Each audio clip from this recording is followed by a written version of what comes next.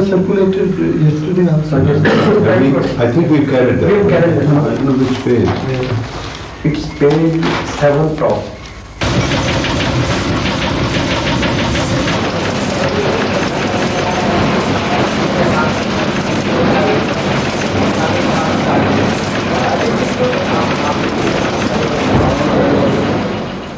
Mr. Bhatia, to many of us, your life seems to have been uncommonly rich. It has been a life full of color and of texture. You have been many things in your life. You have been in the army as a diplomat and served as a government official at various levels. And you've been a journalist. But what strikes one rather forcibly is that you've always come back to journalism. How has this happened? Has this been an accident, or has this been a part of some elegant design? The beginning was certainly an accident. At the university where I was studying for my MA, I wanted to be a professor of English literature. My father wanted me to enter the ICS. Neither happened, because one morning, suddenly, without notice, warning, the principal of the college, who was an Englishman, asked me whether I wanted to be a journalist. I was told that there was a vacancy for an apprentice sub-editor in an old newspaper in Lahore called the Civil and Military Gazette, where at one time Rudyard Kipling spent some years. I chose to become a journalist. I was to have gone to Oxford to study further and to prepare for the ICS. All that went overboard. So I never became a professor or a magistrate. That was an accident. The rest of it was mostly design. 4 years at the Civil and Military Gazette, and I was then asked to go over to All India Radio in Delhi. The war had just begun, and they were reorganizing the news services. I was asked to join that setup, so that was journalism. And then one day I was told, would you like to come into the army? And I said, I had nobody in my family had ever been in the army. I didn't belong to the martial races. But why? They said, we want somebody, we want several people to set up, as a matter of fact, it had already been set up, this Directorate of Public Relations, but they wanted to strengthen it. So they put a uniform over me, made me a second lieutenant. I was a lieutenant in a few more days, a captain in a month, a major in 2 years, and a lieutenant colonel in 3 years. I went through the Burma campaign, and then I went to the Middle East. But the war was a temporary affair. I was still in the army, I was back in India, and they decided to pull me out of the army and make me Director of Public Information in the then Bengal government. It was under governor's rule at that time. I lasted about a year, but I hungered to get back into the profession. And stroke of luck, you might say, plus a desire, the statesman took me on and gave me the rank of assistant editor, sent me to UP, where I set up office in Lucknow as their special representatives. And then one day I was told that I was needed in Moscow, in our embassy. Our first ambassador, Mrs. Vijayalakshmi Pandit, had asked for somebody with the experience of public relations and journalism. And I had the good fortune of being selected for that particular job by the Prime Minister of India, Mr. Nehru. So I went to Moscow as First Secretary Information. 6 months of that was long enough, and I ran back because I think it was that same old trouble, lack of job satisfaction. And Moscow wasn't really the right place to do information in at that time. It was soon after the war and life was a bit difficult. I got back to the Statesman. Luckily I'd taken leave, otherwise I would have been stuck. And there I stayed for 12 years until the next step. I became editor of the Tribune, went to the Ambala. Then I went back to Delhi, became the resident editor of the Times of India. The Guardian gave me an opportunity to work for them in addition. Then I became the daily editor of the Indian Express, and then another piece of excellence. One day I was told that the Prime Minister wanted me to be a diplomat. I was a bit puzzled, but I accepted it. And I became High Commissioner in Kenya. 4 years after that I was transferred to Singapore. But the itch remained. And when my term was over in Singapore, I returned to India and got back into the profession again.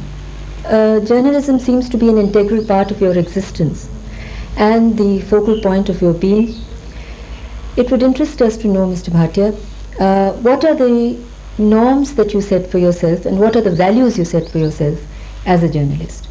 The first norm of any journalist worth his salt is to do the job properly, that is to produce a paper. Now it depends on what sort of position you are in. If you are a reporter, your primary interest and your norm is to be first with the news, to be accurate, to satisfy the curiosity of the reader. And if you are a man working at the desk, your norm and your values are to present the paper as nicely as possible. If you are a writing man, naturally your norm is to create an impression of a different kind. When you are editor, your responsibility acquires several more dimensions. You have the role of administrator, you are the captain of the team. You have to keep everybody in good humor as well as exercise discipline. You know, this is probably the most democratic profession in the world. But there is a limit to that. You are not accepted as an editor unless your staff accepts you as superior. In other words, the chair doesn't help you as it may in certain other professions. Here, you have to prove yourself that in every sector of the work that you do, you know more than your junior colleagues. Mr. Bhatia, there's something that most of us would like to know. What are the demands, the challenges, and the rewards, if any, of your profession as a newspaper editor? The demands are pretty heavy. The challenges are daily, and the rewards are not so frequent. The demand daily is that you have to produce a paper.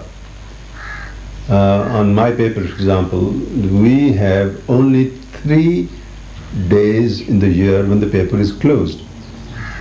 For the rest, 362 days, every morning the Tribune and its sister papers have to come out. We have to repeat an exercise, but which I'll tell you a little later. Every morning there is a morning conference in my house, in the office room, my house, where the new staff gathers. An hour later is my second conference in my office room, where the writing staff is present. And then we decide what to do, what to write for the day. It takes us 18 hours to produce a single issue of the newspaper. It takes you and the other readers 5 minutes or maybe 10 minutes. You pick and choose what you want to read, the first page headlines or the latest cricket scores or the shares, the share market, and you're done with it. But we have to make as thorough a job of it as possible.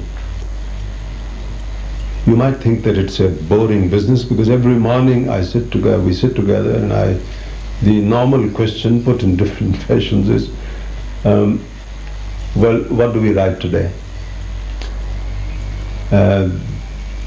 I know more or less before I arrive in the office what has to be written for the editorials.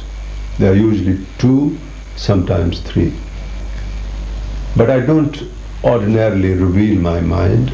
I look around, ask for opinion. That is part of the democratic process of a newspaper.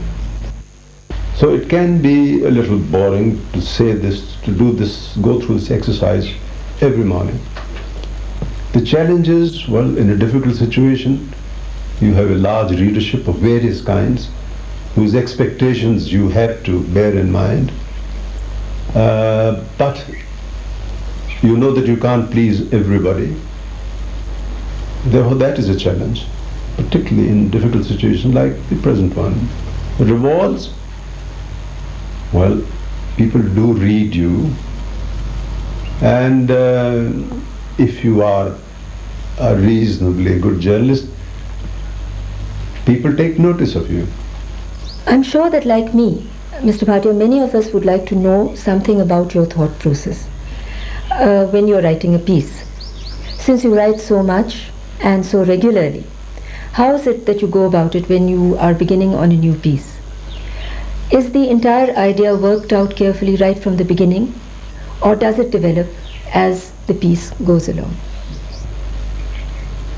The process of thinking, so far as I am concerned, I think it's true of all editors, never really ends except when you're sleeping. One is always looking for a new idea.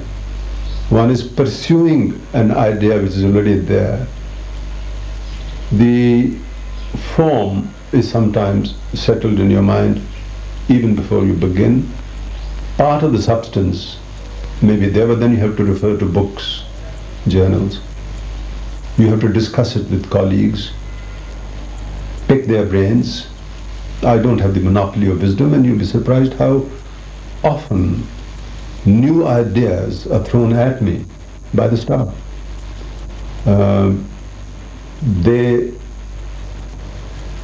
Sometimes I find that they read more than I do. They probably have more time than I have. The process itself is, as far as I am concerned, I don't write with my own hand. I always or mostly dictate. And I have a reasonable idea of what I want to say. In other words, the end product is in my mind. The line. That is, what do I want to tell the reader? And mind you, the important thing in an editorial is that some of what you have written and has been read by the reader should be remembered by him an hour later. In popular belief, journalists are supposed to be tough people, hard-headed realists. But somehow this description does not seem to fit you. You do not seem to be a part of this general mold. What value do you attach to friendships and to personal loyalties and to sentiments? Well, these stereotype images are not always necessarily correct. All of us human beings vary in our approach to life, in our thinking, in our ways of expressing ourselves. I think you are right there. I do give the impression of being slightly forbidding, but I find that I can convey my meaning more with feeling. In other words, life for me is not an algebraic exercise. I'm very fond of people. I greatly value friendships. And I feel, if I may say so, journalists are supposed to be feelingless, but it's not necessarily true. In any case, when you're writing a piece which needs passion, and occasionally it's a good thing if you have something to convey with force, it is necessary that you put in a little feeling without losing control over yourself. In other words, you are the master and not the mistress of the feeling.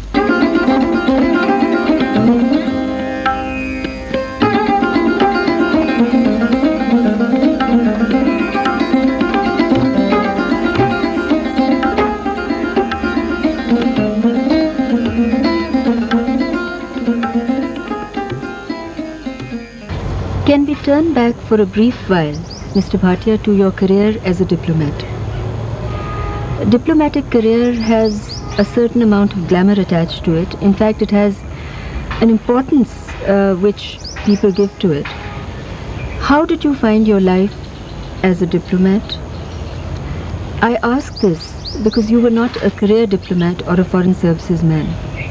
Did you find the transition from journalism to a diplomatic career an easy one to make? I don't know whether you know, but I didn't choose it.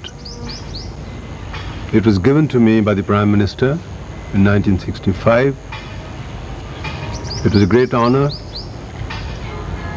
I must say I was rather excited, although I was going away from my parent profession.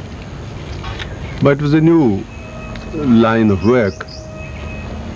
And then when you fly the national flag on your car for the first time, as a representative of the President, there is a certain amount of intoxication in one's attitude.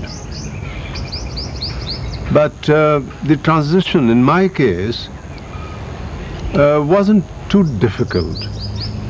Partly because I had been around a great deal.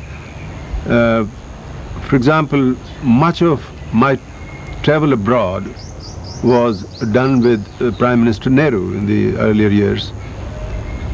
One watched people like Nehru function, one met foreign dignitaries. I was interested in foreign affairs. Well, let me put it another way. I dress fairly well. My wife is very presentable. These are important elements. But as an ambassador, unless you are a very important person, you have to humble yourself a little, you know. As a journalist, one is not used to it. So that was the transitional part. But on the whole, I found that the ingredients which make a good journalist also exist in diplomacy. For example, your capacity to observe events and people, and then your capacity to present those events and people back to your government. You can't take liberties like one does in a newspaper, but even in a newspaper one has to be careful because so many people are going to read you. So I won't say it very difficult, no. I liked it while it lasted. I wouldn't say that I was ever bored. Both jobs that I had as High Commissioner were trying.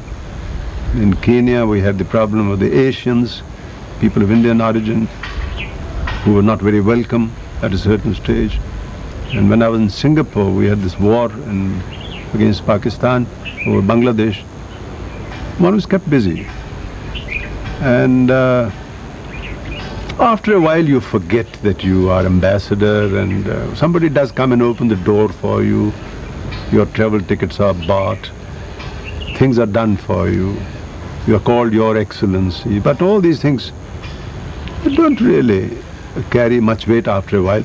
I continued to be mentally a journalist. I remember stopping the car on the road if I saw an accident. And I felt tempted to get out and ask what happened. In fact, it was my driver who stopped me a few times. He said, "Sir, you are now an ambassador, not a journalist." But it did help. One's sense of curiosity, inquisitiveness was helpful. In the many positions that you have occupied, you have obviously often been a witness to history. You have witnessed events that have made history and been with people who have made history. Would you care to recall some of these events and people, especially those that have left an impress or a powerful influence on your mind and your personality? There is a whole gallery of images in my mind. I should say, I begin with Bhagat Singh, Shaheed Bhagat Singh, whose martyrdom we have observed only recently. He and I grew up together in Lahore in a suburb called Nawakot. He was senior to me in school.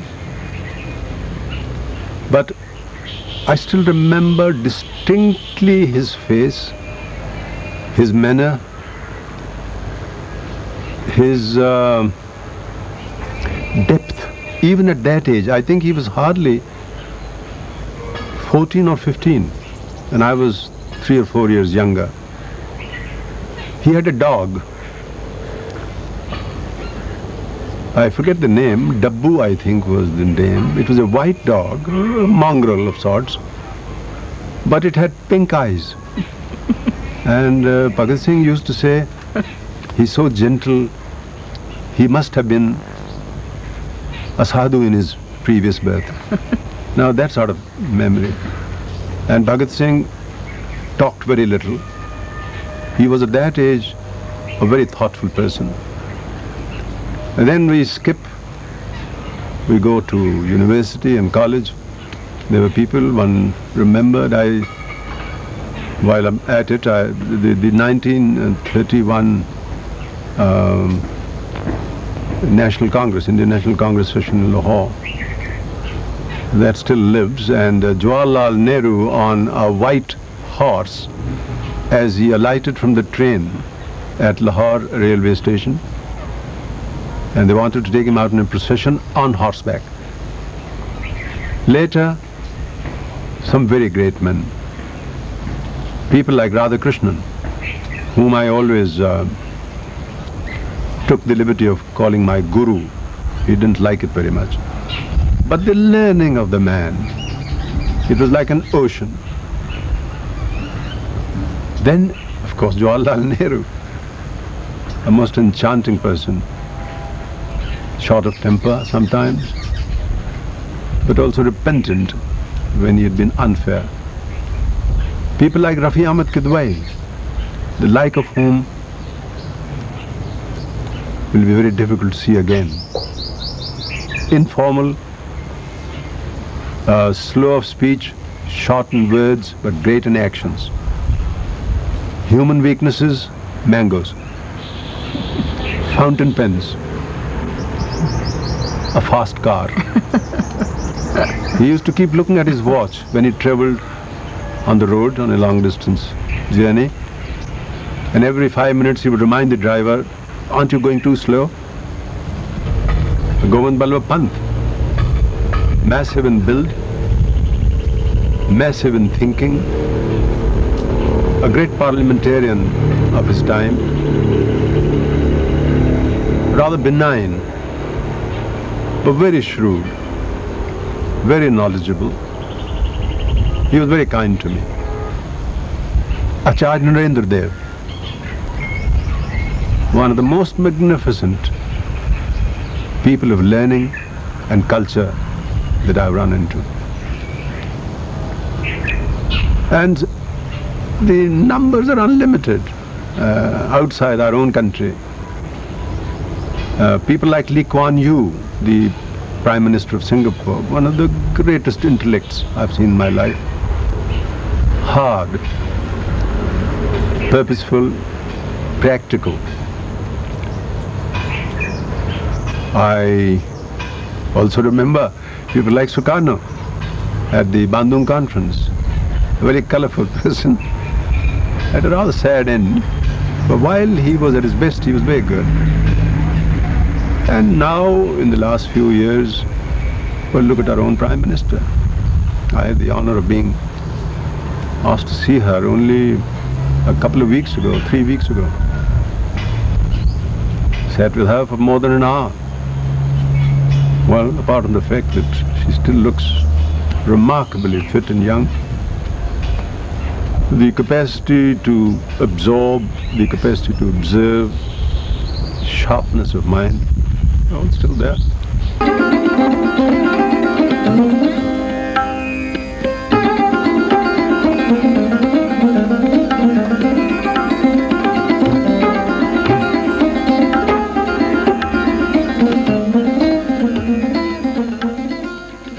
Mr. Bhatia, I know that the course of a day is very crowded for you with professional work. But surely you have other interests also. One knows, for instance, that you have a keen interest in contemporary writing, in poetry, and in sports like golf and cricket. Would you care to tell us something about some of these things that absorb you, or other things that hold your interest? Well, sport first. I have always been an exercise addict. For many years I played cricket, fairly serious cricket, more than club cricket. In fact, I played with the senior Pataudi, with Dilip Singh Ji, Muhammad Nisar, Jahangir Khan, and people of that seniority and caliber. But cricket is a very strenuous game. It needs quick footwork, a quick eye, quick reflexes. I went on playing cricket till 1965. And then one day, I got hit very badly on the jaw. I was then High Commissioner in Kenya. In fact, in Kenya, I used to run a cricket side of my own called the Indian High Commissioner's 11. Well, from the day I got that blow on my jaw, I thought it was time to give up, and I took to golf. But it's a game which doesn't tire you too much. It is relaxing.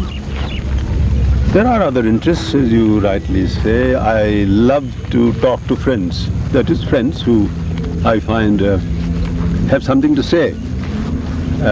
Stimulating conversation, reading, of course. Poetry occasionally. So that is the sum and substance of what you might call interests other than work. Mr. Bhatia, I feel that your family is something very special for you, something close and precious. Have you always managed to find enough time for them despite your very crowded schedules? The family is, you rightly say, well knit. It's a small family. We like one another. We still meet at least once a year, and if possible to have a longish holiday together. Thank you so much, Mr. Bhatia, for having shared your thoughts with us. Like all good things, this must end, I'm afraid. I really must thank you once again for having provided us with a stimulating experience.